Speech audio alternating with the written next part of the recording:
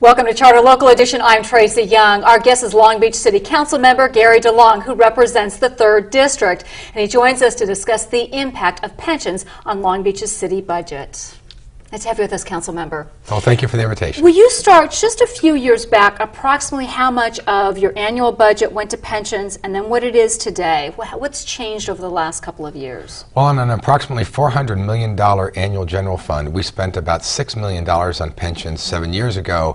Last year was $48 million, and it's climbing rapidly.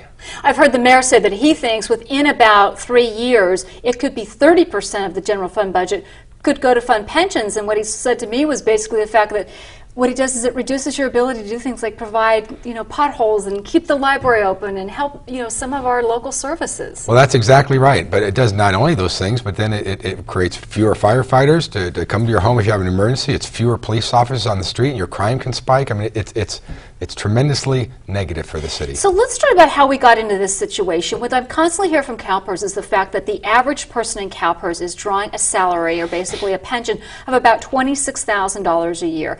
That was historically an accurate statement. But what has changed in regards to age and regards into spiking of pensions that is not true basically today and going forward? Yeah, that number is an outdated, very long-term average. But if you look at back in 2000 and 2001 when the pension system, the benefits were dramatically increased, that's what caused the problem. We had a sustainable pension system until 2001. Now it's simply unsustainable, and it's going to blow up at some point. So what I'm hearing is that, we've signed, and depending on age 50 or 55, if you're somebody, for example, who put yourself in harm's way, I'm thinking of a policeman, for example, or a firefighter, they can now retire at 50, or I'm thinking of somebody who has a public service job who isn't in danger's way, they can retire at 55. Why does that matter? Well, it's two parts. It's one is not are they retiring too early, but their benefits are too high. So, for example, public safety is getting 3% at 50. So if you work 30 years, you've essentially collect 90% of your pay forever. And it's likely somebody retires at 50. I mean, we hope they live for another 30 years. They live to be at least exactly. 80, So you pay them twice, once during their career and once in retirement. In Long Beach, our direction is that we're reducing the pension benefit to 2%, and it will be 2% at 55. Okay, so you're extending the age a little bit.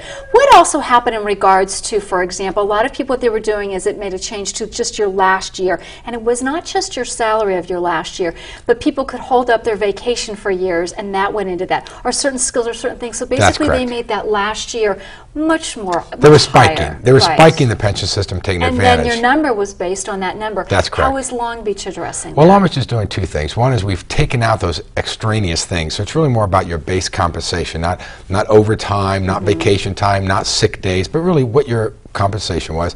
And on a going forward basis, we will only do labor agreements that have a 3-year average. You cannot count on your highest year. It's going to be averaged over your last year. It has to be a 3-year average. That's correct. The Little Hoover Commission also put out a report. We've had all kinds of Stanford reports and the Reason Foundation, all kinds of reports have come out. It seems like there are a lot of ideas about how do we basically shore up the system so we do live up to our commitments, and yet there's long-term financial stability.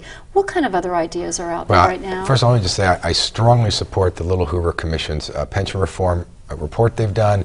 They've done a number of things. One is they want to make it essentially illegal to give retroactive benefits. Because if you think about it, if you were a 20-year employee and in 2001 you had a 50% increase, we gave you back to your first day of service. We gave you $1 million. Here's $1 million. You can have it. And that's I take it. Who that's wouldn't take it? Well, it's taxpayer money. People Yes. gave away taxpayer money. That's not right. So the Little Hoover Commission recommendation is the state legislature fix that. The Commission also recommends that the state make other changes such that you can reduce benefits on a going forward basis. You cap it out at a certain dollar amount. You can't get a larger pension than that. So a lot of good stuff in that report. And the bottom line is we're just trying to learn about these ideas right now. Well, no, we need to move past learn. We need to implement them. All right. Thank you so much for your time, sir. Thank you. Thank you for watching Charter Local Edition. I'm Tracy Young.